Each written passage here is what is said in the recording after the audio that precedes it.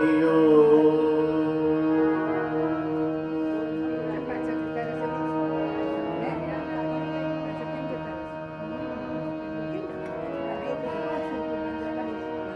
विश्वानि देवः सवितर्हि दुरितानि पराशुभ यद्भद्रं तन्यासु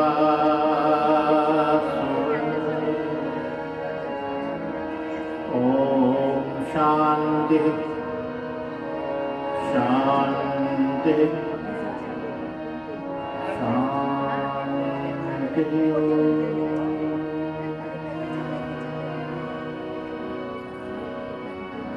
ध्येयं सदा परिभवगणमविष्टदोहम्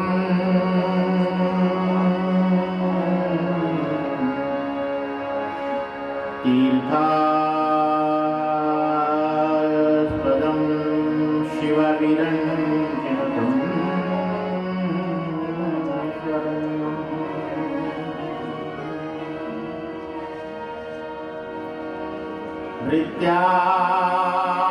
भृत्याद्यं प्रणदपालभवाभ्युतम्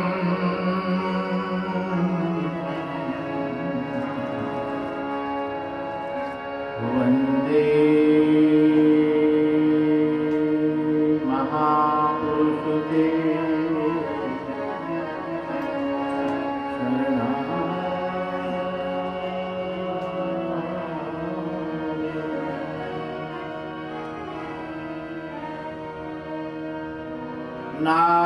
नारायणं नमस्कृत्य नरं चैव नरोत्तमम्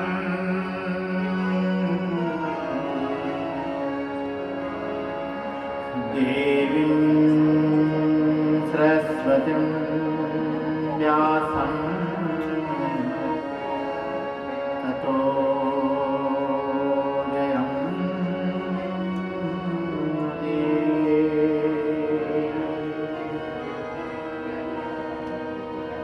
मूकं करोति वाचालं पंगुं लंघयते गिरिं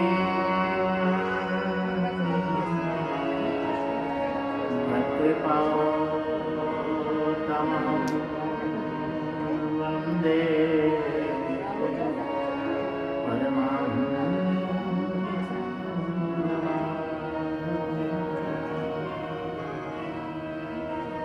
गुरुर्ब्रह्मा गुरुर्विष्णु गुरुर्देवो महेश्वरः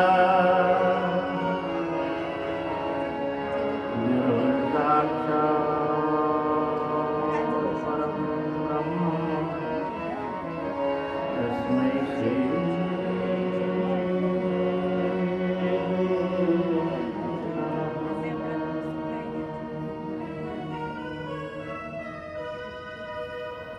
बोली सच्चिदानंद भगवान शंकर भगवान। भारत माता की जय, भारत माता की जय, भारत के संतों की जय, भारत के ऋषियों की जय, भारत के मुनियों की जय, गंगा माता की जय, गौ माता की जय, परमलीन परम सत्य स्वामी प्रेमपुरी जी महाराज की जय, धर्म की धर्म की अधर्म का प्राणियों में विश्व का हर हर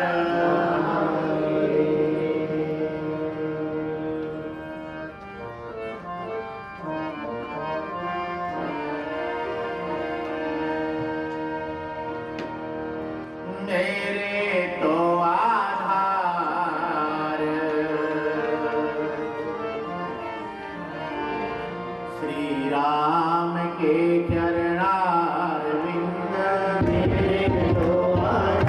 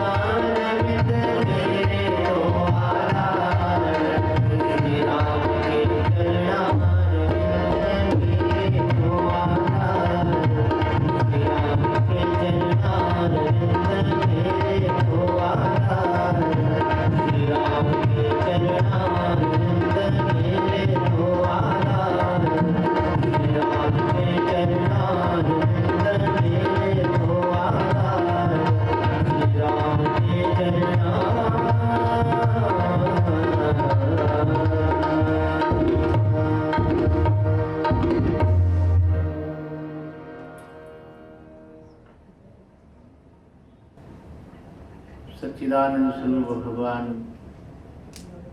महादेव के वांगमय स्वरूप शिव महापुराण की पावन कथा श्रवण बैठे समस्त हमारे श्रोतागण, संकीर्तन मंडल, धैर्य बहन और आरती बहन, मिनी बहन, गीता बहन, सब जितने सब, क्योंकि ये कथा महिला मंडल द्वारा आयोजित है और साथ ही बैठे हमारे बंधु भक्तजन। इस पावन कथा का आज पंचम दिवस है।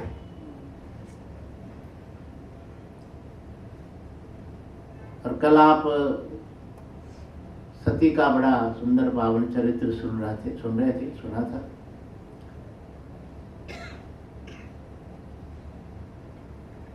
महादेव की कथा श्रवण मात्र से पुण्य देने वाली है, ये आपने पहले दिन सुना था, और ये व्यर्थ नहीं जाती। सुना हुआ कभी व्यर्थ नहीं जाता। श्रवण में बड़ी शक्ति होती है।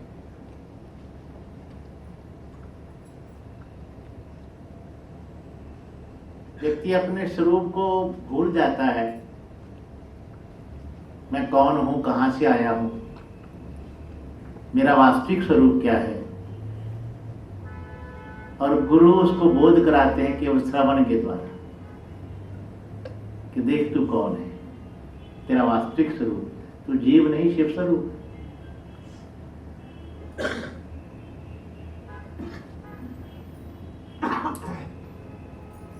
हनुमान जी को बचपन में श्राप लगा था कि आप अपने बल को भूल जाओगे, ऋषियों ने श्राप दे दिया था। तो जब कोई उनको स्मरण कराता था तो तुरंत पवन तनय बल पवन समाना। सागर के तट पर जब सीता जी की खोज करने जाना था तो संपाति ने बताया कि वो सामने अशोक वाटिका में सीता जी बैठी हुई है, मैं गीत दृष्टि से देख तो सकता हूं पर जा नहीं सकता। तो विचार हुआ सब वानरों में भी कौन जाएगा। जामावंत जी ने कहा मैं तो बड़ा बूढ़ा हूं, नहीं जा सकता हूं। अंगद ने कहा मैं पहुंच तो जाऊंगा, वापिस आऊंगा, कोई गारंटी नहीं। तो कौन जाएगा। जामावंत जी ने केवल हनुमान जी जा सकते हैं और वापिस भी आ सकते हैं। बोले मैं, बोले हाँ, आप में कितनी शक्ति है। तुरंत पवन तनय बल। तो गुरु भी, संत भी अपने आत्मोपदेश के द्वारा, ज्ञानोपदेश के द्वारा जीव के अंदर जागृति पैदा करते हैं। कथा जगाती है आपको।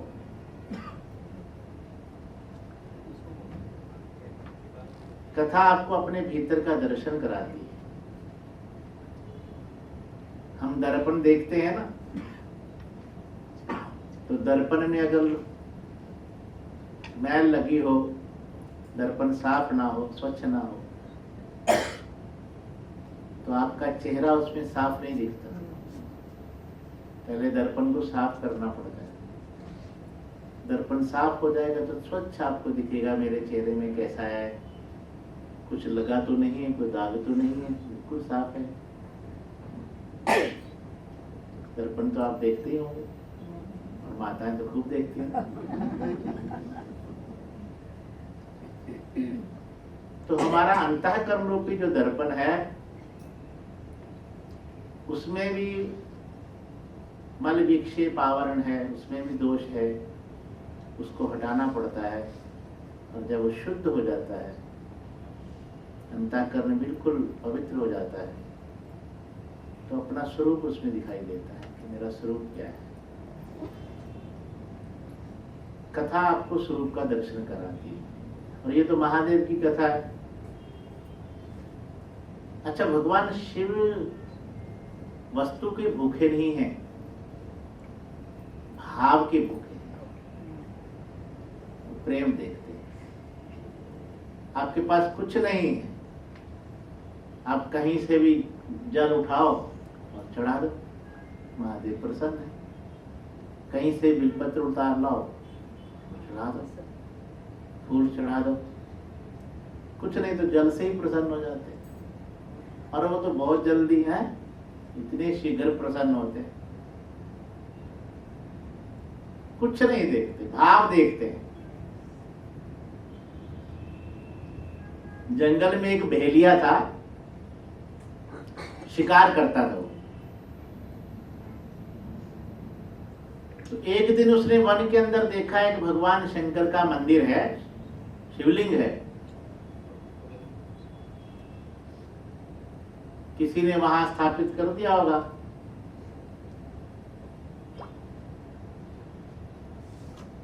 और उसके ऊपर बेलपत्र चढ़ा हुआ है, पुष्प चढ़े हुए हैं, नैवेद्य कोई अर्पण किया किसी ने। तो उसके मन में कोई पिछले जन्म के संस्कार जागे, पिछले जन्म का कोई संस्कार होगा, शिव भक्त होगा। तो उसने सोचा कि जंगल में कितनी बार आया हूं पर मुझे ये दर्शन नहीं हुआ, और आज देखो ये महादेव का दर्शन हुआ, तो मुझे महादेव की भक्ति करनी चाहिए, पूजा अर्चना करनी चाहिए। बहेलिए के मन में विचार है।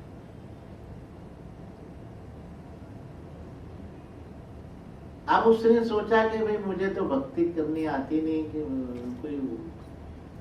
कोई विधि का तो मुझे पता नहीं, कि उसको बेचारा जंगली व्यक्ति है, जंगल में रहने वाला है। लेकिन उसने देखा कि वहां कोई पुजारी आता है, पुजारी आकर वहां मुरझर चढ़ाता है और वो पुष्प चढ़ाता है, बिलपत्र चढ़ाता है, मिठाई चढ़ाता है, नैवेद्य अर्पण करता है। तो यही मुझे भी करना चाहिए। तो जंगल में कोई पात्र है नहीं जल का, हाथ में ऐसे हाथों में लाता है तो वो पानी रुकता नहीं है, तो क्या करूं, तो मुंह में भर लिया और जाकर महादेव जी को चढ़ा दिया। अब वो इतना भोला भक्त, ये भी नहीं पता कि जूठा जल चढ़ा रहा हूं, लेकिन भाव है क्या है? और भक्ति तो भाव प्रदान होती है। जैसे ज्ञान विचार प्रदान होता है, ऐसे भक्ति भाव प्रदान होती है। भावों की विद्यते देवा, भावना में ही है ना। तो वहीं से पत्र वगैरह, कोई बेलपत्र लाता और कोई पुष्प लाता। अब उसने सोचा ना, मिठाई कहाँ जाऊं मैं लेने के लिए, कोई बीकानेर मिष्ठान भंडार तो है नहीं यहाँ, तो कहाँ से लाऊं, मिठाई तो है नहीं जंगल में। तो जो वो शिकार करता था ना, वो वही मांस भून कर लाया और महादेव को अर्पण जय हो। है। दूसरे दिन जब पुजारी कोई आया और पुजारी ने देखा तो बड़ा क्रोध आया उसको कि दुष्ट कौन ऐसा है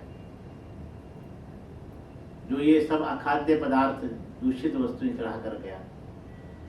पुजारी ने पूरा उसको साफ किया, गंगा जल से फिर स्नान कराया भगवान को, और दूसरे दिन फिर भेलिया, नियम उसका हो गया। प्रतिदिन वो ऐसे करने लगा। जब बहुत दिन हो गए तो एक दिन पुजारी ने विचार किया कि आज उसको पकड़ूंगा। क्या? तो पकड़ेंगे, आज पकड़ूंगा। कौन ऐसा दुष्ट है जो आकर यहां ऐसा कर जाता है?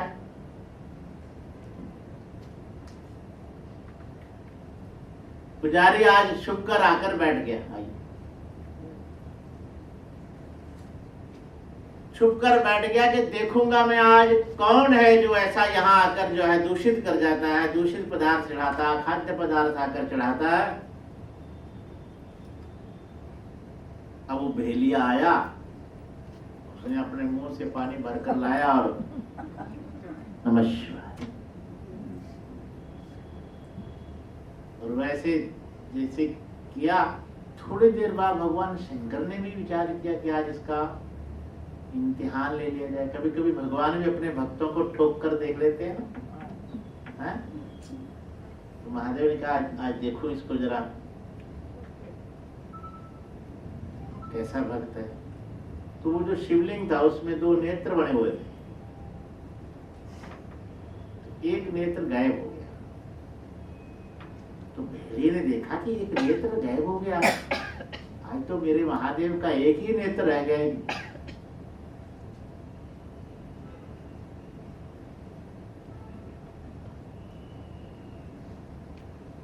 तो उसने सोचा ये क्या किया जाए। तो विचार आया कि बड़े बूढ़े तो यही कहते थे, विषस्य औषधम विषम, विष का औषध विष ही है। किसी को सांप काट ले तो उसको ऊपर जहर का ही इंजेक्शन दिया जाता है। तो जो अंग गायब हो गया वही अंग उस पे लगा दिया जाए तो ठीक हो जाएगा, जैसे सर्जरी आजकल करते। तो उसने कहा क्यों ना मैं अपने ही आंख महादेव को जो यहाँ लगा दूं, आंख ठीक हो जाए। तो उसने अब मान पकड़ा और अपनी आंख निकाली और वहां छिपका दी। इतने में दूसरी आंख भी गायब हो गई। तब उसने विचार किया कि भाई ये भी चढ़ा दूं। देखो उसने ये नहीं सोचा कि क्या दशा होगी मेरी, और जैसे ही पकड़कर चढ़ाने लगा तो महादेव प्रकट हो गए। हाथ पकड़े, रुक जाओ। वो चरणों में गिर पड़ा। वो पुजारी भी देख रहा है, कांप रहा है, अरे तो बड़ा परम भक्त है। तो भगवान विधि नहीं देखते, प्रीति देखते हैं। क्या देखते हैं? प्रीति। प्रीति देखते हैं, प्रेम देखते हैं, भाव देखते हैं। इसलिए भक्ति में भाव प्रधान होता है। भावना की बड़ी कीमत है।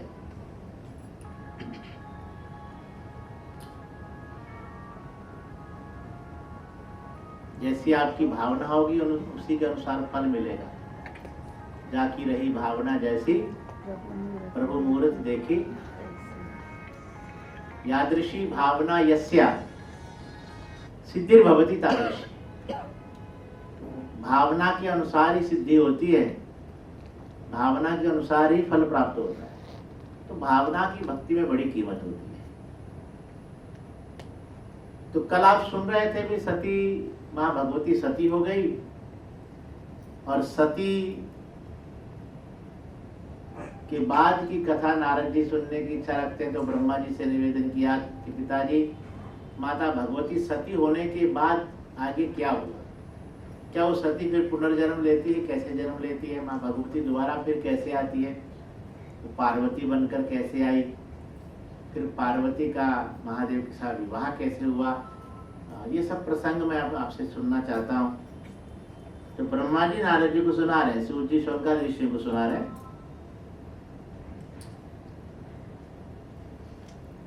कि सती के होने के बाद महादेव तो बड़े बहुत ही वियोग में आ गए, विरक्त भाव में आ गए। सती के शरीर को उठाकर वो घूमते रहे बहुत समय तक। भगवान विष्णु ने फिर उनके शरीर के जो है चक्र से टुकड़े किए। तो जहां जहां वो उनका शरीर का अंग गिरा वहां वहां शक्तिपीठ बन गए, 54 शक्तिपीठ बन गए मां भगवती।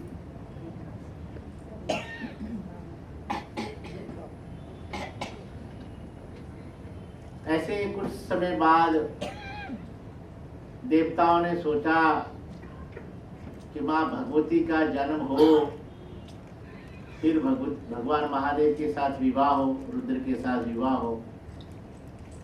तो भगवती का जन्म किसके घर में हो? योग्य ही तो होना चाहिए ना, घर भी तो पवित्र होना चाहिए, माता पिता भी पवित्र होने चाहिए। तो विचार हुआ कि पर्वतराज हिमालय और महारानी मैना, ये पर्वतराज जो हिमालय है उत्तर दिशा में, इनके दो रूप हैं, एक स्थावर है एक जंगम है। स्थावर के रूप में वो पर्वत है और जंगल के रूप में वो राजा है। दो स्वरूप है उनके, हिमालय राजा भी है और हिमालय पर्वत भी है, इसलिए जंगम स्थावर दोनों स्वरूप है। देवताओं ने आकर उनसे कहा कि भैया आप लोग जो है, पहले तो देवताओं ने पितरों की कन्या के साथ उनका विवाह किया, मैना के साथ। मैना जो थी वो पितरों की कन्या है। दक्ष प्रजापति की एक बेटी थी स्वधा।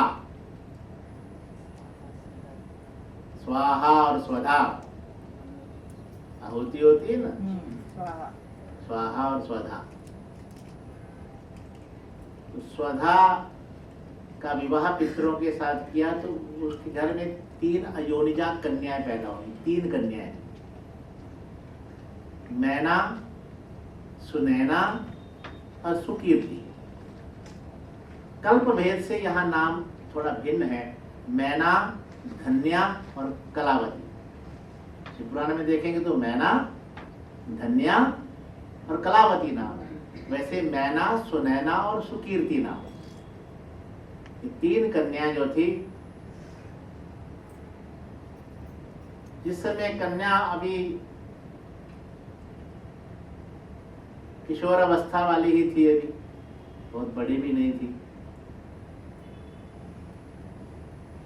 तो एक बार इन्होंने सुना कि श्वेत द्वीप पर भगवान विष्णु आए हुए हैं, नारायण भगवान।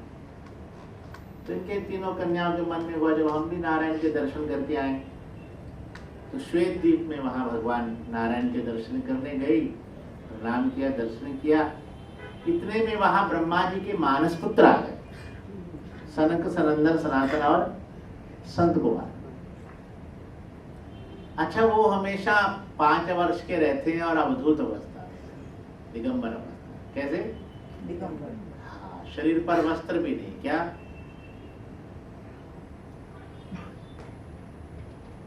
क्योंकि वो तो कहते हैं भाई शरीर ही वस्त्र है, वांसांस जीर्ण यथा विहाय। तो वस्त्र पर भी क्या वस्त्र, अवधूत अवस्था है। हमेशा 5 वर्ष के रहते हैं। एक बार तो पार्वती जी ने उनको श्राप दे दी, क्या नंगे तरंगे घूम रहे हैं ऊँट की तरह, ऊँट की योनि में चले जाओ। ऊँट की योनि में चले गए। वो तो महात्मा थे, वो भी महाराज विरक्त महात्मा, निवृत्ति परायण साधु। कुछ समय बाद शंकर जी ने कहा, पार्वती तूने क्या किया? तो महापुरुष है, महात्मा है, ज्ञानी महापुरुष है संत, तूने ऐसे बिना सोचे श्राप दे दिया। नंदी जी को फिर भेजा, उन्होंने वहां शिव पुराण सुनाया। और पहले पूछा, जब ऊंट के रूप में थे तो सरकार जी से पूछा कैसा लग रहा है? बोले बहुत अच्छा लग रहा है, वो मजाक से, बहुत आनंद आ रहा है ऊंट की योनि में। बोले कैसे? अरे बोले मनुष्य शरीर में तो, मानव देव शरीर में तो भाई हम लोगों को रोज सारे बाह्य आचरण करने पड़ते हैं, स्नान करना पड़ता है, शौचाचार करना पड़ता है, दुनिया भर के वो सब करने पड़ते थे, भिक्षा भी मांगनी पड़ती थी। यहाँ तो कुछ भी नहीं, सब कुछ छूट गया, कुछ नहीं करना, सब ओपन। क्या? और कहीं भी हरे पत्ते मिले, खाली आनंद से। महात्मा तो हर भाई वहां तो हर अवस्था में आनंद ही आनंद है। क्या? हर परिस्थिति में, हर स्थिति में, हर परिस्थिति में आनंद ही आनंद है। क्या भाई? कथा भी तो यही करती है, और क्या करती है? कथा कुछ आपके बाहर किसी वस्तु को थोड़ी बदलती है, आपके मन की स्थिति को बदल देती है, मन का परिवर्तन कर देती है। आनंद में आ जाएंगे। क्या? तो ऐसे सनकादिक ऋषि जब आए तो उनको अवधूत अवस्था में देखकर ये कन्याएं थी, तीनों हंसने लगी, खिलखिलाकर हंसने लगी। तो ऋषियों को बुरा लगा, ये मर्यादा होनी चाहिए। ये क्या? ये देवलोक है, और देवलोक में ऐसी स्थिति तुम्हारी, तो तुम मनुष्य लोक का व्यवहार यहाँ कर रही हो। तो तीनों को श्राप दे दिया, जाओ तुम्हें नर शरीर की प्राप्ति हो जाए। नैना, सुनैना और सुकीर्ति। तो तीनों ने बड़ा, फिर बाद में थोड़ा गलती क्षमा मांगी। तो महात्मा है, महात्मा ने देखो मुख से जो निकल गया शब्द वो तो निकल गया। कमान से अगर बाण निकल गया तो वापिस थोड़ी आएगा वो, और मुख से शब्द निकल गया तो वापस नहीं आएगा। तो उन्होंने कहा तुम्हें नर शरीर तो मिलेगा ही, लेकिन तुम्हें मन में पछतावा भी है अपने। तो कोई बात नहीं है महात्मा है, लेकिन हम तुम्हें ऐसा वरदान देते हैं, तुम तीनों बड़ी महान होगी और तुम्हारे घर में माँ भगवती शक्ति कन्या के रूप में आएगी। मैं ना तुम्हारे घर में महाभगवती आदिशक्ति काली रूप की पार्वती के रूप में जन्म लेगी, और सुनैना तेरे घर में माँ भगवती सीता बनकर आएगी, और सुकीर्ति तेरे घर में माँ भगवती राधा बनकर आएगी। उससे क्या होगा, मैं ना तुम्हें कैलाश लोक की प्राप्ति होगी, सीता तुम्हें वैकुंठ साकेत लोक की प्राप्ति होगी, और राधा के साथ तुम लोगों को सुकीर्ति तुमको गोलोक धाम की प्राप्ति हो जाएगी। तीनों को ऐसा आशीर्वाद भी दे दिया। अब उसमें से ये जो तीन है बहनें, उसमें से सबसे बड़ी मैना है, तो मैना का विवाह महाराज हिमालय के साथ हो गया। हिमालय पर्वतराज है, देवताओं ने आकर उनसे कहा कि आप माँ भगवती की प्रार्थना आराधना करो, और मैना तुम भी आराधना करो, ताकि वो तुम्हारे घर में कन्या बनकर आ जाए, भगवती आदिशक्ति कन्या बनकर आए। तो कहते हैं हिमालय राज ने बहुत तप किया। इसी पुराने तो अन्य जगह मिलता है, इतना कठोर तप किया कि वो उल्टा लटक गए भगवती को तप करने के लिए। सिर नीचे कर लिया, पैर ऊपर बांध दिए नीचे यज्ञ कुंड के धुएं से, इतने कठोर तप किया। और मैना ने भी बहुत माँ भगवती की आराधना की। माँ भगवती अंत में प्रकट हो गई, मैना को तो गले से लगा लिया, बहुत प्रसन्न हो, बोलो तुम्हारी क्या इच्छा है। तो मैंने कहा कि माँ भगवती, हम मेरी इच्छा तो आप जानती हैं, आप तो सबके मन को जानने वाली हैं, कुछ भी आपसे आ जाते हैं, लेकिन मेरी इच्छा मेरे घर में 100 पुत्र हो। क्या 100 पुत्र? आजकल होता तो बड़ा मुश्किल हो जाता, आज तो एक छोकरा ही बड़ा मुश्किल हो जाता है, तो 100 तो बहुत संभालना मुश्किल है।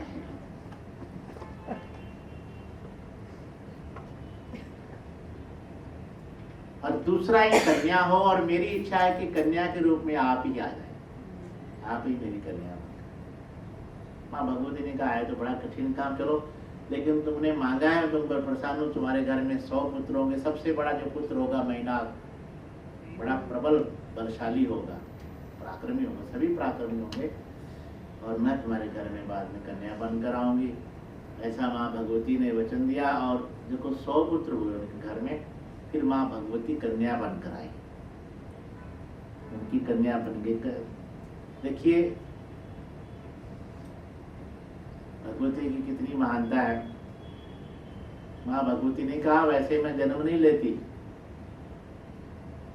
लेकिन तुम्हारी भक्ति देखकर, तुम्हारा भाव देखकर मैं जन्म लेकर आ। तो कन्या हुई, और ऋषियों ने नामकरण किया, बहुत सारे नाम है माँ भगवती के। काली है, उमा है। तब करने जा रही थी तो माँ ने रोका, वो माँ मत जा, उमा पड़ गया। पर्वतराज की बेटी है तो पार्वती है, अपर्णा है, अन्नपूर्णा है, बहुत नाम है माँ भगवती के। धीरे धीरे बड़ी होने लगी माँ भगवती।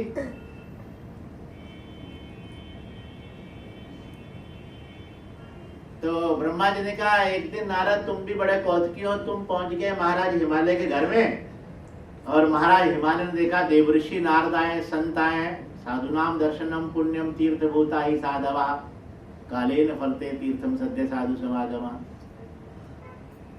भाई तीर्थ में हम जाते हैं तो तीर्थ का फल कब मिलेगा ये तो पता नहीं है, दृष्टि मिले या अदृष्ट मिले, इस जन्म में मिले या आगामी जन्म में मिले, लेकिन महात्मा पुरुषों का दर्शन ये बात निश्चित है कि तुरंत फल देता है, सद्य फल। अच्छा ये देखो, आप यहाँ आते हो महात्माओं का सत्संग सुनने, स्वाध्याय सुनने, प्रवचन सुनने आते हो, कथा सुनने आते हो, आते ही भगवान की स्मृति आती है कि नहीं आपको? आती है। तो फल तो मिल गया आपको, आती है।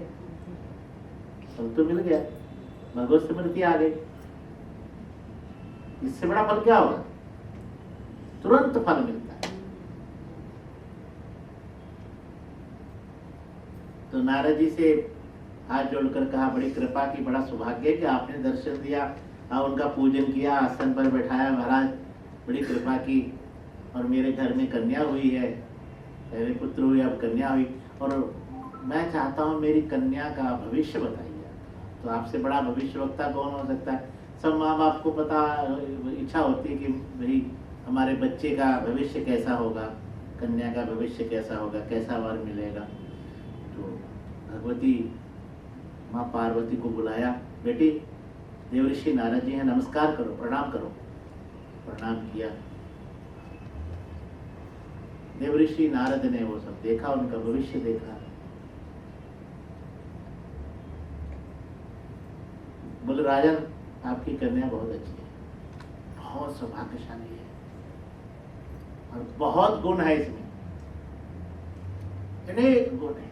पहले तो अच्छी अच्छी बात बताई, जो अच्छा ज्योतिषी होता है ना, आजकल तो लोग ज्योतिषी लोग भी भ्रम में डाल देते हैं, है ना। ज्यादातर ज्योतिषी आजकल, वैसे ज्योतिष एक विद्या है, वैदिक विद्या है, 14 विद्याओं में ज्योतिषी भी एक विद्या है, और विद्या के नेत्र कहे गए हैं। क्या नेत्र है ज्योतिष? लेकिन आजकल थोड़ा सा ज्योतिषी है ना, समय का प्रभाव है, देखते कलयुग है। तो नारद जी कहते हैं कि सुलक्षणानि सर्वाणि तत्सुतायाः किरे गिरे एका विलक्षणा रेखा तत्फलम शृणु तत्वतः। पार्वती का भाग्य देखते हुए कह रहे हैं कि आपकी बेटी सुलक्षणानि सर्वाणि, सारे लक्षण सुलक्षण इसमें है। इसके मैंने हाथ की सब रेखाएं देख ली हैं, बहुत अच्छे लक्षण हैं। एक रेखा विलक्षणा, विलक्षण है। और तत्फलम शृणु तत्वतः, उसका फल भी यथार्थ रूप से आप सुन लो मेरे से। क्या है? बोले, जो इसका पति होगा ना, वो कैसा होगा? बोले, कैसा होगा? बोले, योगी नग्नो अग्नो आकामी मातृतातः विवर्जितः अमानो अशिव वेशश्च पतिर अस्याः किलेदृशः। उसमें एक तो वो योगी होगा, कैसा होगा? योगी। और नग्नो, अवधूत, कोई सूट बूट नहीं, क्या सूट बूट कोई नहीं। और अगुणो, निर्गुण होगा, क्या होगा? निर्गुण। अकामी अर्थात निष्काम, कैसा होगा? निष्काम होगा। और मातृता विवर्जिता, माता पिता से रहित, ना उसकी माँ की खबर ना उसके बाप का खबर, माँ बाप कुछ नहीं। अमानो अर्थात अमानी होगा। और अशिव वेशश्च, अमंगल वेश होगा। वेश कैसा होगा? अमंगल। अमंगल वेश होगा। पतिरस्या के लिए, ऐसा पति इसको मिलेगा, ऐसा पति। और चीरा भला हो जाए। ऐसा सुनते ही मैना तो बेचारी उसी समय रोने लगी, आंखों में आंसू भर गए। ये आप क्या कह रहे हो? ऐसा अंगूर की बेल में ये कांटे कहां से लग गए? इतनी अच्छी हमारी कन्या बेटी, इतनी सुंदर, सुशील, सर्वगुण संपन्न, और उसको पति ऐसा मिलेगा। अच्छा, तुलसीदास जी ने भी यही प्रसंग बड़ा अद्भुत लिखा है। अगुण अमान मात पितहीना उदासीन सब संशयशीना। लेकिन एक बात उन्होंने कही कि देखो, एक बात कहूं ये वाले, कह मनीष हिमवंत सुनो जो विधि लिखा लेवार देव धनुर्य नर नाग मुनि को न वेदना। अच्छा, विधाता ने जो लिख दिया एक बार, उसको कोई मिटा सकता है क्या? नहीं। उन्होंने कहा जो लिख दिया, जो प्रारब्ध का लिखा गया लिखा गया, प्रारब्ध को कोई नहीं मिटा सकता।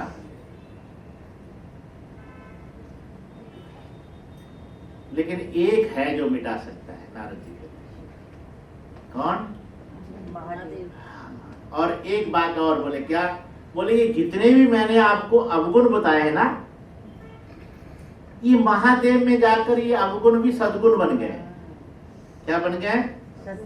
इसलिए तादृशोस्ति वराशंभु लीला रूप धरा प्रभु कुलक्षणानि सर्वाणि तत्र तुल्यानि सद्गुणे। क्योंकि भगवान शंकर कैसे लीला रूप वाले हैं, लीलाधारी है। क्या है? लीलाधारी। इसलिए उनके कुलक्षण भी सद्गुणों के समान ही हैं और कोई दोष भी नहीं उनमें। जैसे तुलसीदास जी कहते हैं ना, समर्थ को नहीं दोष गोसाई, रवि पावक सुरसरी की न्याय। जैसे रवि सूर्य को, सूर्य के नीचे कैसे भी कोई गंदगी हो, कैसा भी हो, कोई दोष लगेगा क्या? अग्नि में कुछ भी डालो, अग्नि को कोई दोष लगता है क्या? सब भस्म। और गंगा जी में कितने नाले बहते हैं, कुछ भी, गंगा जी अपवित्र होती है क्या कभी? कोई दोष नहीं। क्या दोष नहीं। सूर्य को, अग्नि को, गंगा जी को जैसे इतने समर्थ हैं कि कोई दोष नहीं लग सकता, ऐसे ही महादेव ऐसे जिनमें कोई अवगुण नहीं है, अवगुण भी सद्गुण बन गया है। इसलिए अगर महादेव इनको वर के रूप में मिल जाए तो बस फिर इससे बड़ा क्या हो सकता है सौभाग्य। तो महाराज हिमालय और मैना कहने लगे, महाराज कहाँ महादेव और कहाँ हमारी बेटी एक राजा की कन्या, क्या महादेव स्वीकार कर लेंगे?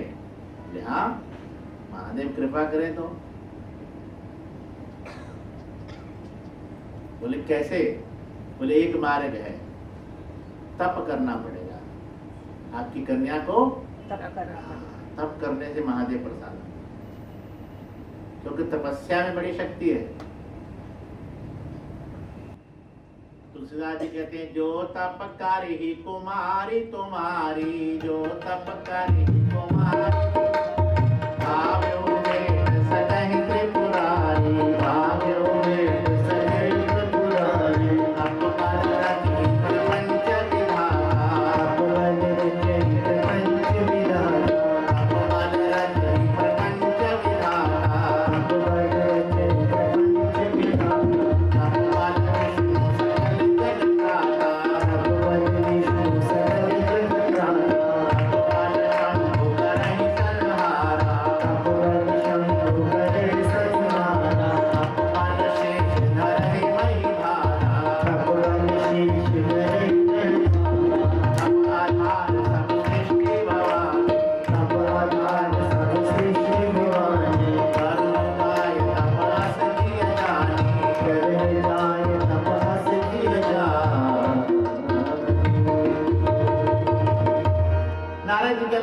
तपस्या में बहुत बड़ा बल होता है, तपोबल।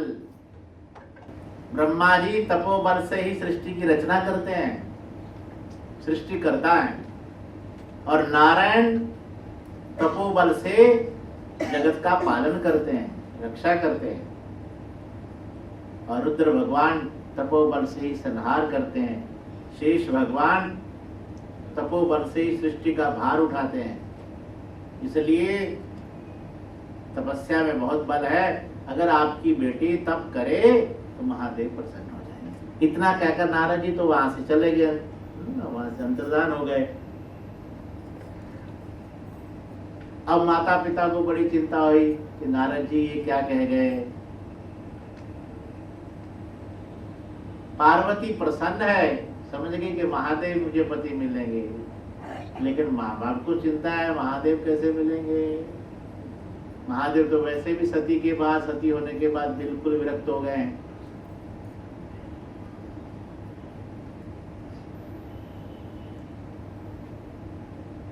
एक दिन पार्वती ने माता पिता से कहा कि रात्रि में मुझे एक सपना आया, एक ब्राह्मण मुझे उपदेश कर रहा है कि तुम तप करो। तो महाराज हिमालय कहने लगे कि बेटी मुझे भी रात एक स्वप्न आया। बोले क्या? बोले अपने पर्वत पर महादेव पधारे और मैं तुम्हारे को साथ लेकर वहां जाता हूं, तुम्हारा महादेव से बड़ा विवाद होता है,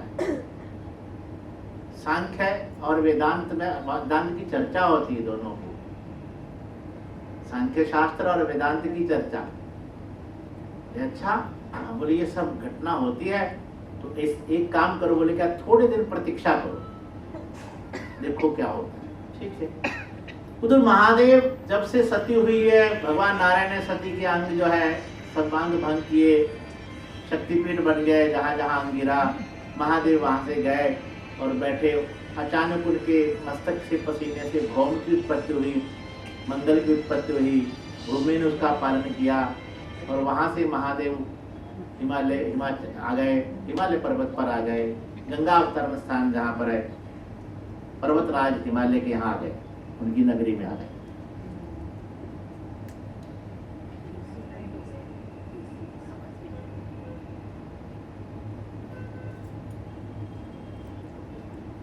महाराजा हिमालय को समाचार मिला कि महादेव पधारे हैं हमारे यहाँ, हमारे नगर में, हमारे पर्वत पर।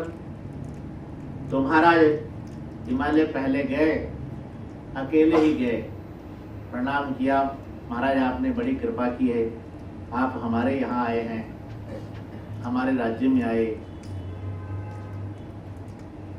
महादेव ने आंख खोली, कहा देखो मैं यहाँ पर जो है तप करने आया, एकांत में रहना चाहता हूँ, अगर तुम मेरी सेवा करना चाहते हो तो मेरी तप में, मेरे एकांत में कोई बिगड़ ना डाले, मेरे पास कोई आना नहीं चाहिए।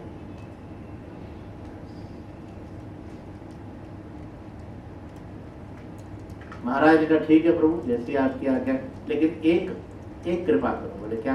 बोले मुझे कभी कभी दर्शन करने का लाभ मिल जाए, कभी कभी मैं आ जाऊं। बोले हाँ तुम आ सकते हो कभी कभी, बाकी कोई भी प्राणी यहाँ।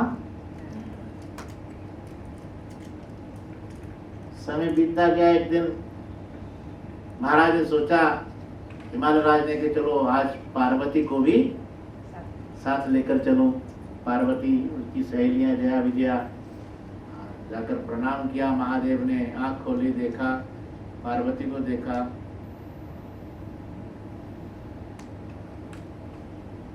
तो राजा ने कहा प्रणाम करो बेटी। प्रणाम किया।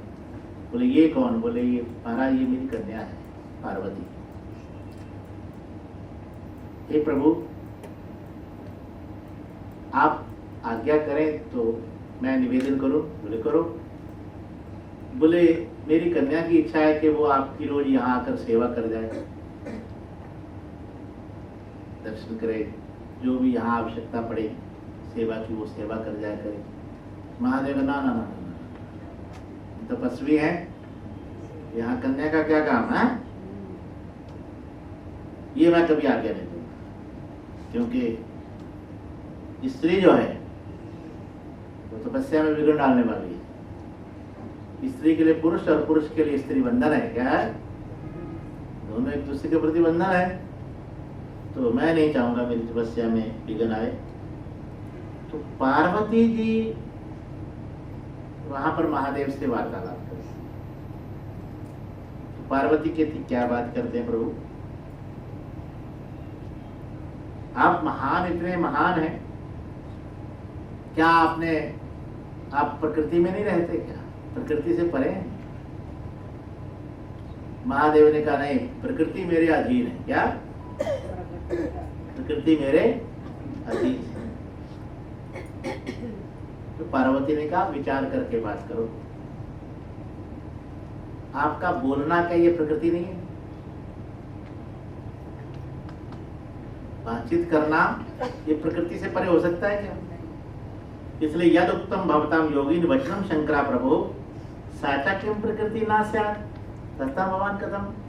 आप कैसे कह रहे हैं? ये बोलना भी क्या है? ये प्रकृति नहीं है, तो प्रकृति से परे कैसे आप हो जाएंगे? थोड़ा विचार करके बात कहिए।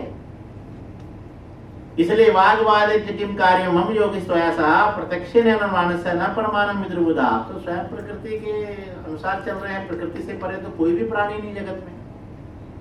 और फिर मैं भी क्यों आपसे विवाद करूं?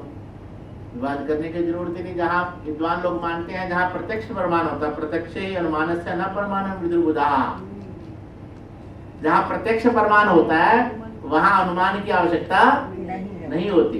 इसलिए प्रकृति के अधीन ही सारे कार्य हो रहे हैं तो आप प्रकृति से परे कैसे हो जाएंगे? ये सांख्य शास्त्र क्या?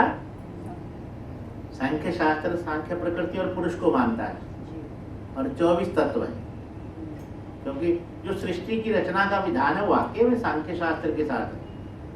सांख्य शास्त्र भी ज्ञान प्रधान है। वेदांत में और सांख्य शास्त्र में बहुत ज्यादा भेद नहीं है, थोड़ा सा भेद है कुछ बातों पर, और ठीक है। जो प्रकृति को वेदांत में माया कह दिया और पुरुष को वो लोग भोक्ता मानते हैं, कर्ता नहीं मानते। कुछ बातों का मतभेद है। वो प्रकृति को ही सृष्टिकर्ता मानते हैं, जबकि वेदांत के प्रकृति तो जड़ है, तो जड़ कैसे जो है सृष्टि की रचना होगी जड़ से। लेकिन यहाँ माँ भगवती प्रकृति सांख्य योग के अनुसार कहती है, इसलिए कहते हैं इंद्रियाणाम जो गोत्रस्तम यावद भवति देहिनाम तावत् सर्वं मंतव्यम प्राकृतम ज्ञान विद्या। जो कुछ भी प्राणियों के द्वारा इंद्रियों के द्वारा होता है, किसके द्वारा? इंद्रियाणाम गोत्रस्तम, इंद्रियों का विषय जो होता है, क्या जो भी इंद्रियों का विषय होता है वो सब ज्ञानी पुरुष जो है बुद्धि से विचार कर प्राकृति ही मानते हैं। अच्छा, इंद्रियों के द्वारा जो भी हमारी क्रिया हो रही है वो प्रकृति के बिना हो सकती है क्या? नहीं हो सकती। तो वही बात भगवती कह रही है कि प्रकृति के बिना तो कुछ भी नहीं चल सकता, तो आप कैसे कह सकते हैं कि प्रकृति? तो उसके बाद फिर भगवती कहती चलो किम बहुक्तेन योगीशा शृणु मद वचनम परम। बहुत कहने की क्या जरूरत है, आप मेरा वचन सुनो। बोले क्या? सा चा अहम और पुरुषोसी त्वम सत्यम सत्यम न संशय। वो सा चा माने प्रकृति, प्रकृति तो मैं हूं और पुरुष आप हैं, ये बिल्कुल सत्य है, सत्य है मेरा वचन। मैं प्रकृति हूं और आप क्या है? पुरुष। भगवती पार्वती महादेव से कह रही, बहुत सुंदर। यहाँ सांख्य योग का, सांख्य शास्त्र का और वेदांत की चर्चा आपस में हो रही है। बोले मद अनुग्रह त्वमि सगुणो रूपवान मतः माम बिना तम निरीहोस्मि न किंचित कर्तुमर्हसि।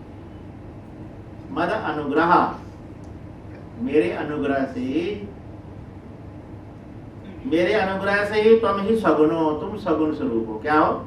अगर प्रकृति ना हो तो तुम सगुण नहीं हो सकते। क्या? क्योंकि गुण तो प्रकृति के ही है ना। गुण किसके हैं? हाँ, तो अगर आप सगुण हो तो कैसे हो गए प्रकृति के बिना? सतगुण रजोगुण तमोगुण किसका धर्म है? हाँ, तो आप तो प्रकृति के कारण ही सगुण हुए हैं, तो फिर आप कैसे कहते हैं? और रूपवान भी प्रकृति के कारण ही है, बिना प्रकृति के रूपवान भी नहीं हो सकते, इसलिए सगुणो ही रूपवान मतः। और माम बिना तुम निरीहोसी, मेरे बिना आप निरीह है। क्या है? कुछ भी नहीं है। क्या? मेरे बिना, इसलिए ना किंचित कर्तुमर्हसि, कुछ भी करने में आप मेरे बिना समर्थ नहीं, अर्थात प्रकृति के बिना आप कुछ भी नहीं करने में समर्थ।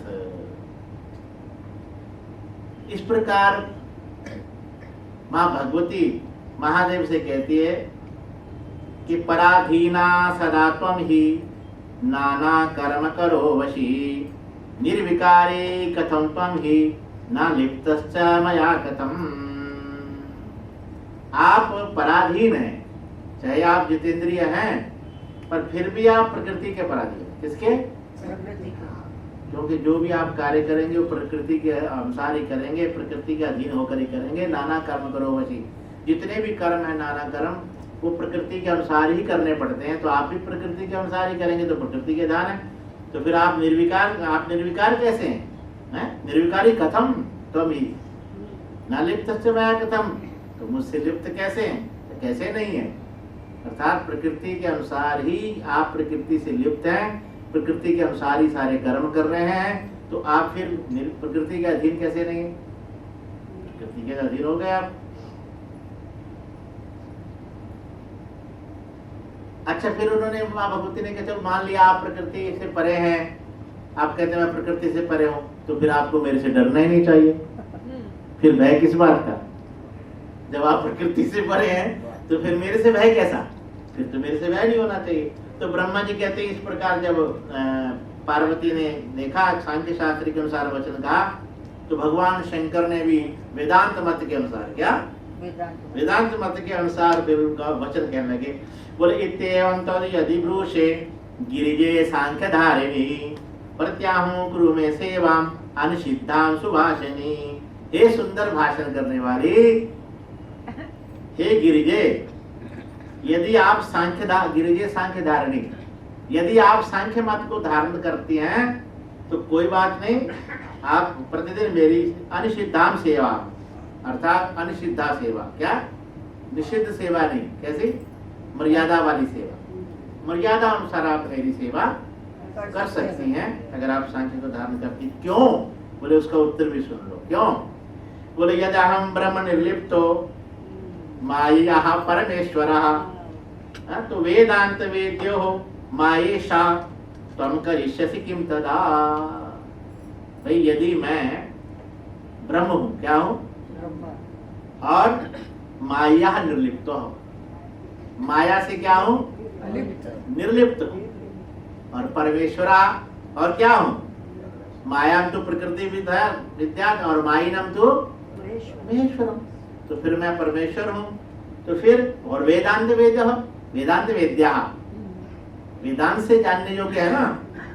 और मायेशा, माया के अधिपति है, पति है। तो फिर तुम कृष्ण से क्यों करा? तो तुम क्या कर लोगे मेरा?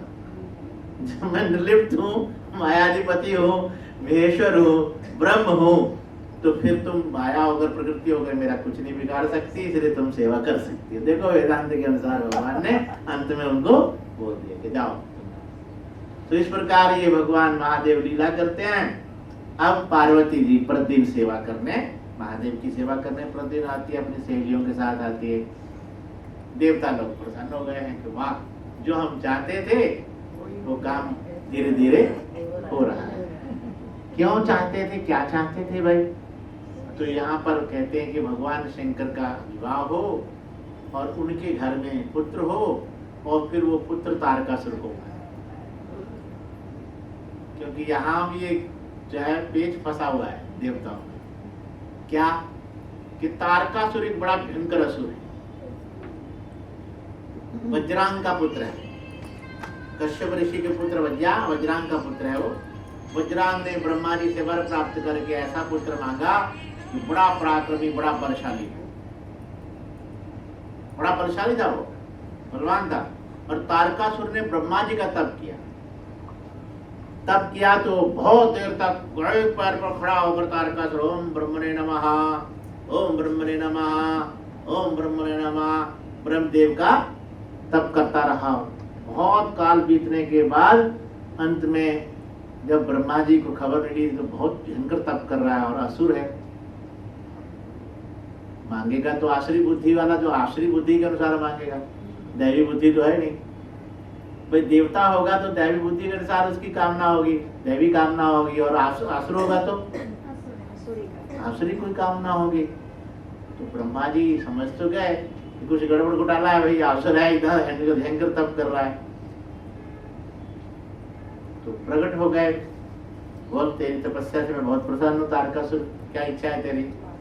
बोले ब्रह्मदेव मुझे अजर अमर कर दो, दुनिया में कोई मुझे मार नहीं सकता, क्योंकि असुर है ना। असुसुर मनते थी असुरा, जो अपने प्राणों में ही रमन करते रहते हैं, इंद्रियों में ही रमन करते रहते हैं, जो प्राणों से जिनका बड़ा लगाव है, मरना नहीं चाहते, क्या प्राणों को ही पुष्ट करना चाहते हैं, इंद्रियों को ही तृप्त करने में लगे हुए हैं, वो असुर है, ये असुर है। और असुर चाहता है कि मेरी मृत्यु ना हो, मैं अजर अमर हो जाऊं। तो ब्रह्मा जी ने कहा देखो अजर अमर तो दुनिया में कोई है ही नहीं अभी तक, क्या कहीं भी अजर अमर नहीं। चिरंजीवी जरूर है, चिरंजीवी का भी अर्थ होता है कि बहुत काल तक दीर्घायु, क्या अजर अमर नहीं है क्या? कहीं भी शास्त्र में किसी को अजर अमर नहीं कहा। और कोई देवलोकताओं का जो अजर अमर कह भी देते हैं तो वो भी अपेक्षित है, क्या? हाँ, इसलिए ब्रह्मा जी ने कहा मेरी आयु भी निश्चित है, मेरी आयु भी निश्चित है। इसलिए ये तो मैं नहीं दे सकता, तुम कोई दूसरा और कोई वर मांगोगे। अब उसने तारकासुर ने अपनी बुद्धि लगाई कि अजर तो मैं होना चाहता हूँ और ब्रह्मा जी को वर तो देना ही है, तो क्या करूं कि जिससे मेरी मृत्यु ना हो, मरने से बचना चाहता है। तो उसने कहा ठीक है ब्रह्मदेव एक काम करो। विचार किया, उसने बुद्धि लगाई अपनी आसुरी बुद्धि कि महादेव जो है वैराग्य के देवता हैं और उनकी पत्नी सती हो गई है, दोबारा शादी करने वाले नहीं हो और उनके घर में पुत्र होने वाला नहीं है। इसलिए एक काम करो, महादेव का अगर पुत्र हो उसी से मेरी मृत्यु हो, दूसरे किसी से भी मेरी मृत्यु ना हो। तो ब्रह्मा जी ने कहा तथास्तु, ठीक है सही। देवताओं ने कहा ये तो बड़ा गड़बड़ कर दिया आपने, ये ऐसा कैसा वरदान दे दिया तारकासुर को। महादेव की शादी होगी, पुत्र होगा तभी उससे मृत्यु होगी इसकी। महादेव शादी कब करेंगे, महादेव तो करने वाले नहीं। अब वो पार्वती सेवा कर रही तो देवता प्रसन्न है कि अब काम बन जाएगा, महादेव पार्वती का विवाह होगा, फिर पुत्र होगा। तारकासुर बड़ी पीड़ा दे रहा है देवताओं को। शुक्राचार्य जी ने उसको दैत्यराज बना दिया और उसने सब अंत में तो यहाँ तक देवलोक को जीत लिया। तो ब्रह्मा जी ने समझाया कि तुम अभी अपना ताल रोक के रहो, वहीं तक सीमित रहो, समझा बुझा कर उसको भेजा। लेकिन वो असुर है, पता नहीं कब फिर हमला करे, कब देवताओं को पीड़ा, देवता परेशान है। इधर पार्वती सेवा में लगी हुई है। देवराज चाहता कि जल्दी से जल्दी भगवान शंकर का और पार्वती का विवाह हो। तो देवराज ने बुद्धि लगाई कि क्यों ना कामदेव को भेजा जाए, है? कामदेव जाए और महादेव और पार्वती विवाह हो जाए। तो महादेव तो जल्दी स्वीकार नहीं करेंगे। तो कामदेव का स्मरण किया, कामदेव प्रकट हुआ। देवराज ने कहा देख तू मेरा सच्चा मित्र है, जब भी कभी विपत्ति आती है तो मित्र वही होता है जो मित्र के काम आए। धीरे धर्म मित्र और नारी आपातकाल परख्यो चारी। विपत्ति आ जाए तो धैर्य है ना, धीरज, धर्म, मित्र और नारी पत्नी वही साथ देते हैं ना। तो इस समय आप मेरे मित्र हो, हम लोगों पर इतना बड़ा भयंकर तारकासुर का संकट आया है, महादेव जी के पुत्र के द्वारा उसकी मृत्यु होगी और तुम कुछ ऐसा करो कि महादेव और पार्वती का मिलन हो जाए, विवाह हो जाए और फिर पुत्र हो जाए। कामदेव एक बार तो घबरा गया कि महादेव तो महादेव ही है, लेकिन कोई बात नहीं मित्र, अगर देवताओं का काम है तो देवताओं के लिए, फिर परोपकार के लिए मैं ये भी करूंगा। तो कामदेव गया, देखा महादेव तो अपना ध्यानस्थ है, तो उसके पास 5 बाण हैं, शब्द स्पर्श रूप रस और 5 बाणों से कामदेव काम करता है। तो उसने कहा कि भाई एक बाण छोड़ा तो महादेव के मन में थोड़ा सा हलचल हुई, थोड़ी सी। दूसरा बाण छोड़ा, थोड़ा मन व्याकुल हो गया। तीसरा बाण छोड़ा तो भगवान महादेव का दिमाग हिलने लगा कि ये क्या हो रहा है, ये गड़बड़ कैसे हो रहा है। चौथा बाण छोड़ा तो विकार थोड़ा आने लगा। महादेव ने सोचा कि मेरे में कभी तो कोई विकार आता ही नहीं, ऐसा मन में ऐसा कोई भाव आता ही नहीं। महादेव के मन में कैसे ऐसा भाव आएगा, तो ये आज स्थिति कैसे बिगड़ रही है, कौन मेरे मन को हिला रहा है। और कामदेव सामने बैठा हुआ पेड़ों में छुपकर, और जैसे ही 5वां बाण मारने की तैयारी हुई तो महादेव ने क्या है, ऐसा क्यों हो रहा है, तो आंख खोली तो महादेव ने कामदेव को देखा। क्या सामने?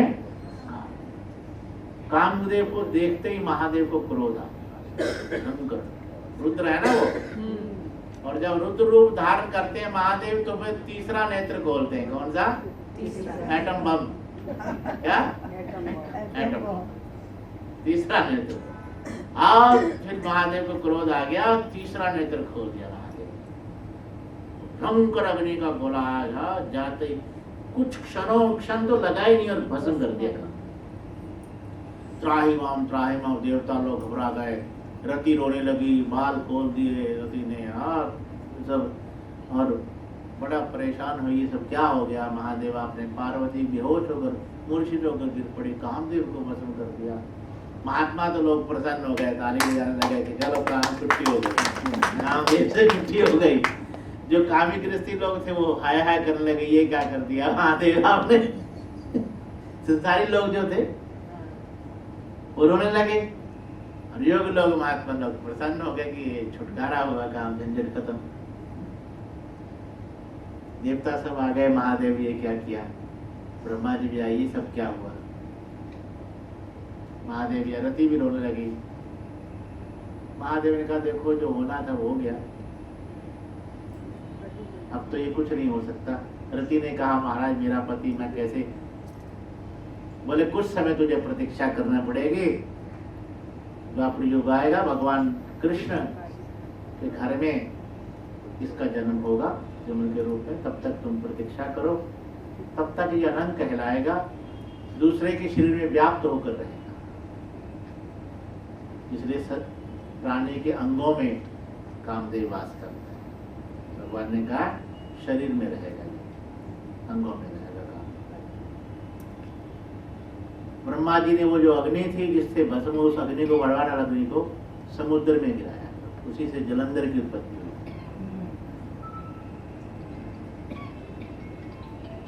पार्वती घर आई तो मैना रोने लगी, ये क्या हुआ। देखा पार्वती बेटी ये कहाँ, मैंने पहले ही कहा था कि महादेव कभी ऐसा नहीं, विवाह नहीं करने वाले। देखो कामदेव को भस्म कर दिया उन्होंने।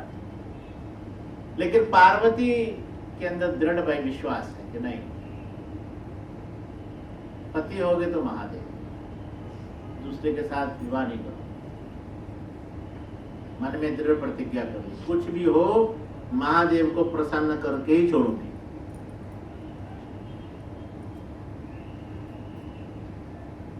चाहे मेरा देहपात हो जाए।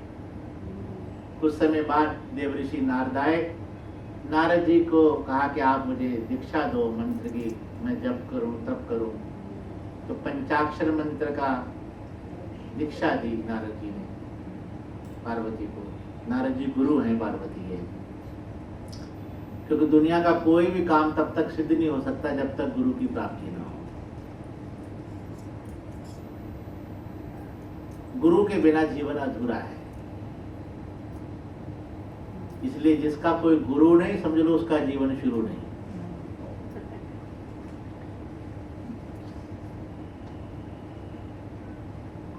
तो गुरु ही तो अज्ञान को दूर करेंगे। गुणाम अंधकारश्चारूणाम तन्निरोधिता, अंधकार निरोधित्वा गुरु तन्न विद्यते। अज्ञान रूपी अंधकार को अपने ज्ञान रूपी प्रकाश के द्वारा कौन दूर करेगा? गुरु।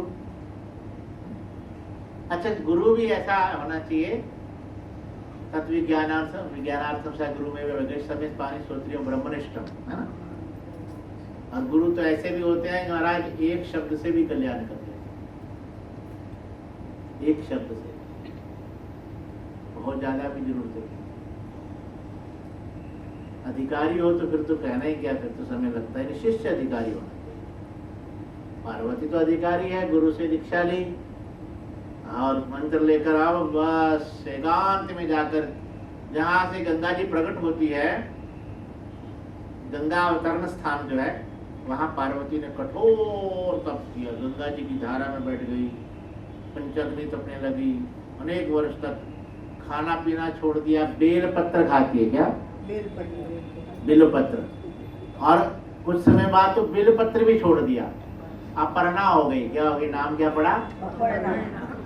भगवती का नाम अपर्णा पड़ा। जब इतना कठोर तप कर रहे थे, उधर देवता लोगों ने देखा कि अब कुछ करना चाहिए। ब्रह्मा विष्णु में सब इंद्र देवा, इंद्र ब्रह्मा विष्णु इंद्र सब पहुंचे भगवान के पास। भगवान महादेव की जाकर स्तुति की, प्रसन्न किया महादेव। तो पहले तो अच्छी तरह से स्तवन किया, सुंदर सुंदर शब्दों से महादेव के सद्गुणों की चर्चा की और फिर हाथ जोड़कर प्रार्थना की कि महादेव आज हम आपसे कुछ निवेदन करके आए। तो महादेव ने कहा बोलो। बोला हम सब की इच्छा है कि आपका विवाह हो जाए। महादेव ना ना ना ना ना ना ये क्या मांग रहे हैं, ऐसी बात दोबारा मत कहना, कुछ भी मांगो। हाँ एक शादी पहले हो गई देख ली,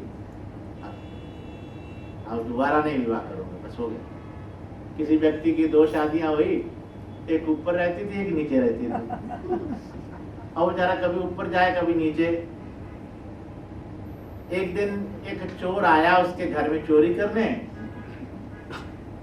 तो क्या उसने देखा कि वो ऊपर चढ़ रहा था तो नीचे वाले ने पैर पकड़ लिया, नीचे रवाज, ऊपर वाली ऊपर खींच रही, नहीं ऊपर आ, नीचे वाली कहते नहीं नीचे रहे।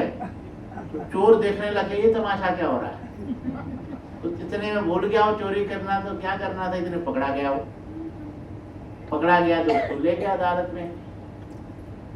जज ने पूछा भाई हाँ ये चोर है? बोले हाँ। बोले जी मैं चोर हूँ पर मैंने चोरी नहीं की।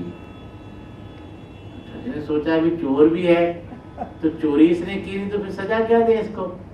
उसने कहा जब तूने चोरी नहीं की तो तेरे को क्या सजा दे। उसने कहा हजूर कोई भी सजा दे दो, 2 पत्नी की तो सजा मत दे। तो महादेव ने कहा एक बार देख लिया तमाशा, अब दोबारा मुझे नहीं देख पसंद है इसमें। और फिर वैसे सबसे बड़ा बंधन है भाई ये, तो मुझे इसमें नहीं पसंद। ममता का बंधन सबसे बड़ा बंधन होता है। भगवान विष्णु को आगे किया देवताओं ने कि आप ही मना सकते हो, आप ही महादेव के परम मित्र हैं और सबसे नजदीक हैं। तो महादेव से भगवान नारायण ने फिर कहा कि प्रभु हम जानते हैं सब कुछ, लेकिन देवताओं के ऊपर एक बहुत बड़ी विपत्ति आई है, बहुत बड़ी आपदा है, और वो केवल आप दूर करेंगे। बोले क्या? सारी घटना बताइए। ऐसे तारकासुर ने ब्रह्मा जी से वर मांगा, ब्रह्मा जी ने उसको ऐसा वर दे दिया है, अब हम लोगों को बहुत पीड़ा दे रहा, पूरे देवलोक उससे पीड़ित है, तो क्या करें अब उसकी मृत्यु केवल आपके पुत्र के द्वारा ही होगी।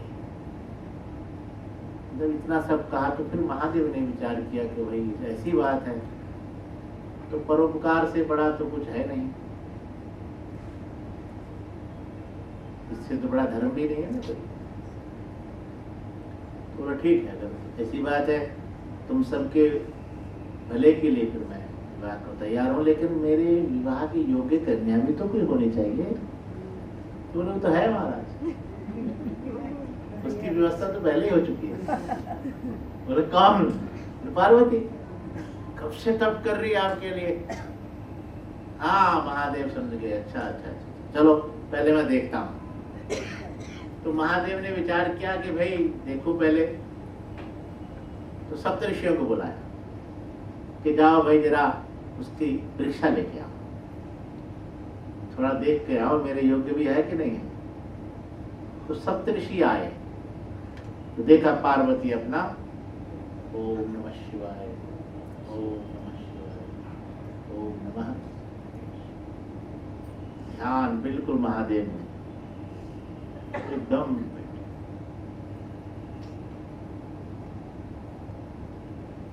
जब आंख खुली पार्वती ने देखा सप्तऋषि सामने खड़े हैं। आइए महाराज, प्रणाम किया, आइए, बड़ी कृपा की। सप्तऋषि ने कहा बेटी ये तू क्या कर रही है? पार्वती ने कहा देखिए महाराज मेरा अविवेक देखो, मैं महादेव को पति बनाने के लिए यहाँ तप कर रही हूँ। महादेव को? बोले हाँ। बोले तुमको किसने कहा कि महादेव तुमसे विवाह करेंगे? तुमको ये मार्ग किसने दिखाया? तुम्हारा गुरु कौन है? नारद जी। ओ अच्छा नारद जी। अरे तुमको पता है बेटी उसने कितने घर उजाड़े हैं? उसने कितने घर उजाड़ दिए तुमको पता है? पहले तो देख उसने जो है दक्ष का घर उजाड़ा, उसके कितने पुत्रों को बाबा जी बना दिया, महात्मा बना दिया, है बिगाड़ दिया। चित्रकेतु का घर उजाड़ा। तुम नारद को नहीं जानते, पार्वती ने, महाराज ये नहीं मैं सुन सकती, सब कुछ सुन सकती हूँ पर गुरु की निंदा, इससे बड़ा कोई अपराध ही नहीं है। वो मेरे गुरु हैं और मुझे अपने गुरु के वचन पर पूरा भरोसा है, पूर्ण विश्वास है। उन्होंने कहा है कि तेरे पति महादेव होंगे तो मेरा विवाह महादेव से ही होगा। तो उन्होंने कहा बेटी तू जानती है महादेव में कितने अवगुण हैं? अरे बेटी, ना उसके पास कोई घर है, रहने के लिए फ्लैट नहीं है, कोई मकान नहीं है, पेड़ के नीचे बैठा है और बनाने के लिए किचन नहीं उसके पास, सब्जी वब्जी भी बना ले कोई, कुछ नहीं, और कोई गाड़ी नहीं उसके पास। क्या? ना मर्सिडीज है, ना आजकल ओडी करेगा, पहले मर्सिडीज पुरानी होगी। अब तो मैं कभी बाहर भी प्रदेश जाता हूँ, विद्यार्थी तो बच्चे कहते हैं हम तो गुरुजी आशीर्वाद देना, अगली बार आप आए तो हम आपको ओडी में लेने आए, पहले मर्सिडीज कहा करते थे। तो उनके पास तो कोई गाड़ी भी नहीं, बैल की सवारी करते हैं, बैल की। किसी को देखा तूने बैल पे बैठे?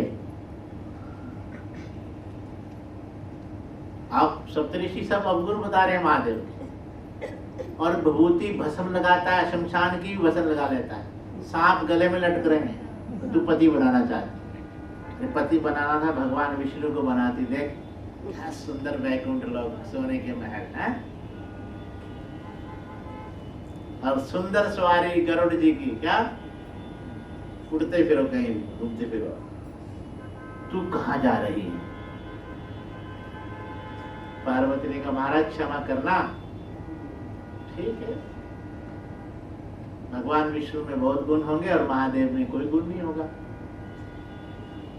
महादेव अवगुण भवन और विष्णु सकल गुण धाम, पर जाहि मन रम जाहि सम, ताहि ताहि सन का। महाराज ठीक आप कहते हैं कि भगवान विष्णु में बहुत गुण है, महादेव के पास कुछ नहीं है, अवगुण है, लेकिन मेरा मन तो भगवान महादेव में लगा हुआ है। जिसका मन जहाँ लगा वही का उसके लिए वही सब कुछ है, मेरे लिए तो महादेव ही सब कुछ है।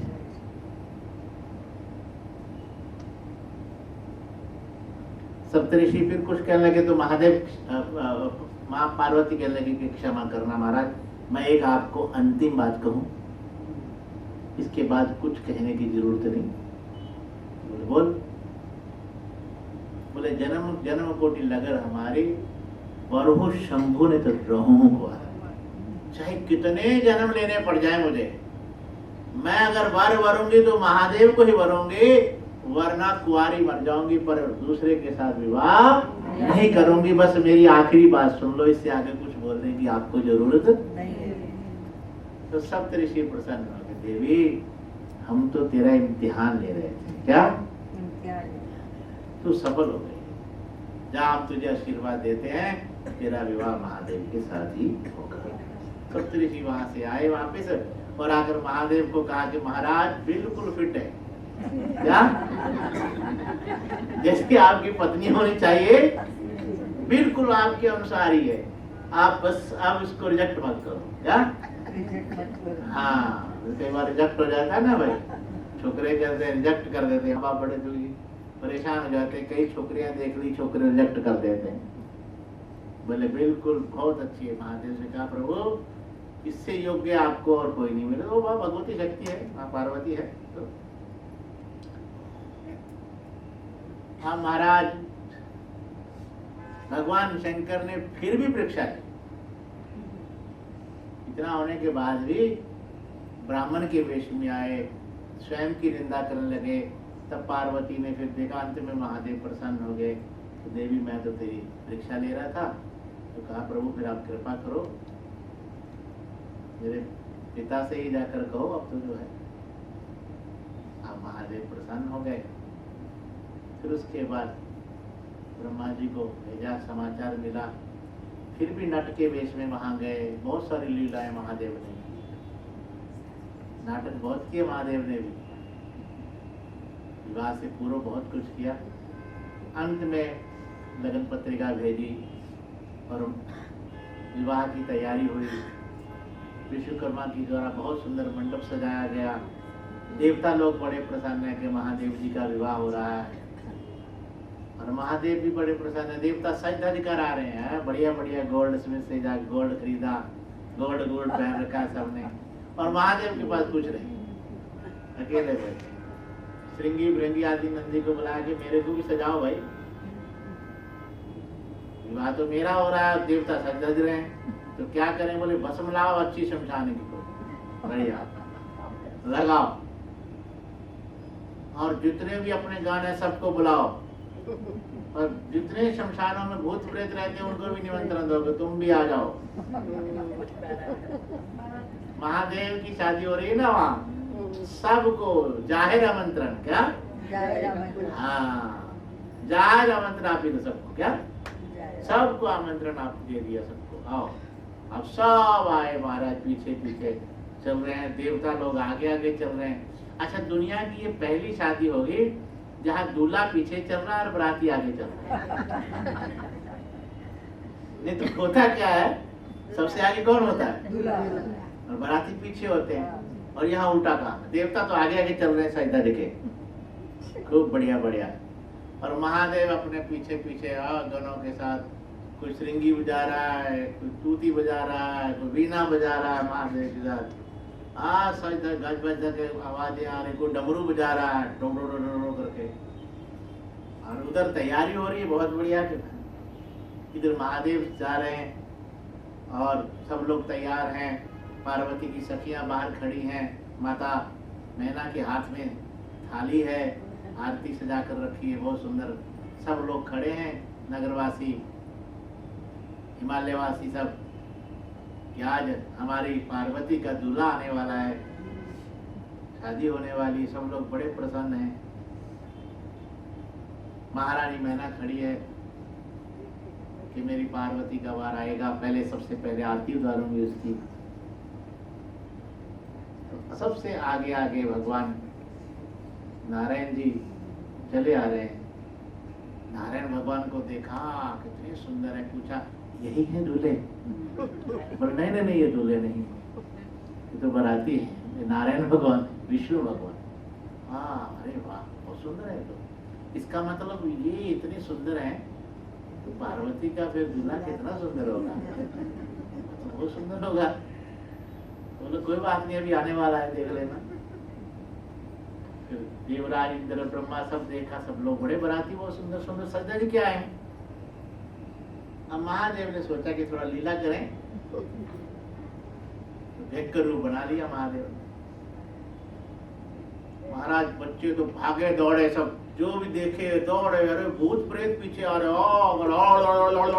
क्या आवाजें निकाल रहे हैं लोग। देखे किसी का मुंह नहीं है, सिर खाली ऐसे घूम रहे हैं, किसी का मुंह पीछे की ओर टेढ़ा मेढ़ा है। अब तो बच्चे तो भागे, सब लोग क्या हो गया, बोले पता नहीं भूत प्रेत कहाँ से आ गए। तो महादेव भी लीला कर रहे हैं।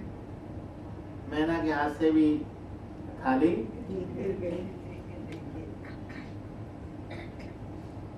गो भवन में चलेगी। जब देखा कि किसी भी कीमत इससे शादी नहीं करने दूंगी, मेरी बेटी कुंवारी मर जाए, उसके गले में रस्सी बांधकर, स्वयं रस्सी बांधकर मैं मर जाऊंगी, पर उसकी शादी इसके साथ। सप्तऋषि आए, उन्होंने समझाया कि देखो ये तो लीला कर रहे हैं महादेव को, तुम नहीं जानती महादेव कैसे। तब भगवान विष्णु ने भी आकर समझाया, ना ऐसा नहीं है, तुम देखो। तो महादेव से भी देवता ने प्रार्थना की कि छोड़ो प्रभु अब ये लीला, थोड़ा अपना असली रूप दिखाओ, क्या लीला कर रहे हो। तो ठीक है भैया, तुम चाहते हो तो ठीक। तो मैना ने क्या देखा, इतना सुंदर स्वरूप, कर्पूर गौरम गोरे चिट्टे, और 3 नेत्र वाली, और जिसके मस्तक पर चंद्रमा, क्या सुंदर शीतल। चंद्रमा कैसा होता है? शीतल। और सिर पे गंगा जी है। क्या? जिसके सिर पर गंगा जी हो, कितने शीतल होंगे। कितना सुंदर स्वरूप है महादेव का। जब असली स्वरूप दिखाया तो मैना गदगद हो गई, बोले प्रभु भूल हो गई मेरे से, क्षमा करना, मैं आपको कुछ और ही समझ बैठी। मैना कहते हैं जिसमें मैं ना हो, जिसमें अभिमान ना मैना ने मैना कही मोल भयो 10-20, बकरी ने मैं कही तुरंत कटायो शीश। इसलिए जिसमें मैं नहीं है, अहम नहीं, वो मैना। तो ऐसी मैना देखा तो महादेव का स्वरूप, तो पार्वती जी का विवाह शुरू हुआ महादेव के साथ।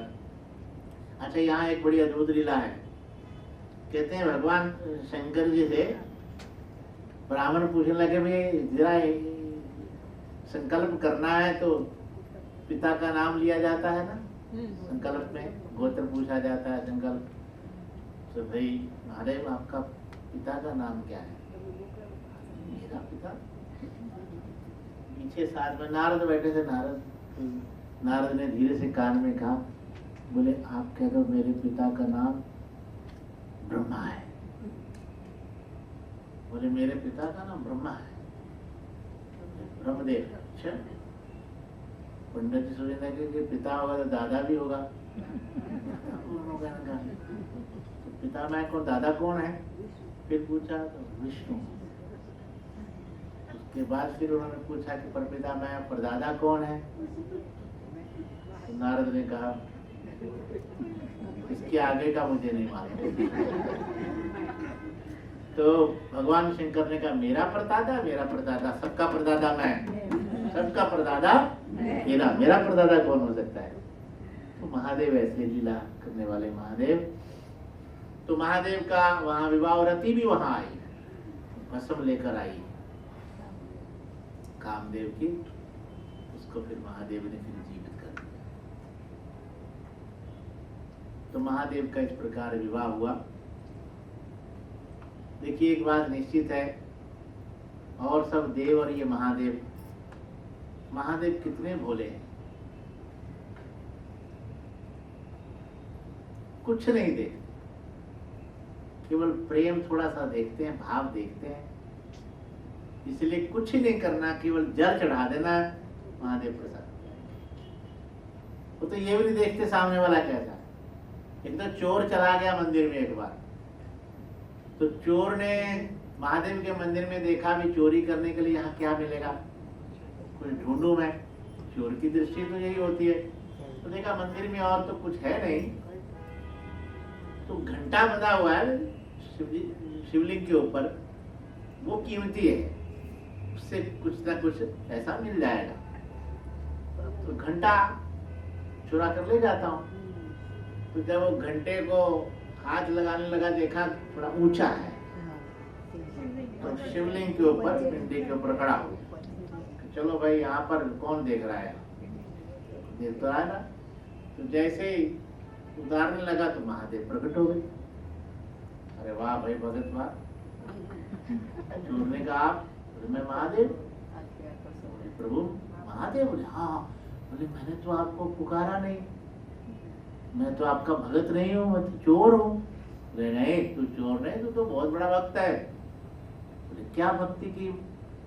अरे देख मेरे ऊपर कोई जल चढ़ाता है, कोई बिल्वपत्र चढ़ाता है, कोई फल चढ़ाता है, और तू ऐसा भक्त है अपना आप ही चढ़ा दिया, अपने आप को अर्पण कर दिया तूने, तेरे से बड़ा भक्त कौन है?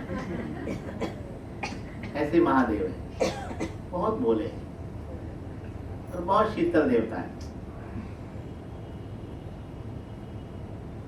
तो इस प्रकार महादेव का विवाह हुआ। एक ब्राह्मण स्त्री आई, उसको बुलाया और उसने पार्वती को बहुत सुंदर पातिव्रत धर्म का उपदेश किया। फिर कहते कहते बहुत दिन के बाद विदा मिली। महादेव ने वापस जाकर सब देवताओं को प्रणाम किया, सबका इतने महान होने का भी सबका सम्मान किया। सब विदा हो गए। शिव और पार्वती विहार करने लगे। अब आगे आप देखेंगे कि भगवान शंकर के घर में संतान कैसे होती है, कुमार का जन्म कैसे होता है और गणपति बाबा विनायक भगवान कैसे आते हैं। उनकी लीलाएं बहुत अद्भुत लीला है। लेकिन कल आप श्रवण करेंगे, आज शिव विवाह हुआ है और कल फिर आप बहुत सुंदर कथा कल आगे की कथाएं, बहुत सुंदर प्रसंग आप श्रवण करेंगे। बोले शंकर भगवान की जय।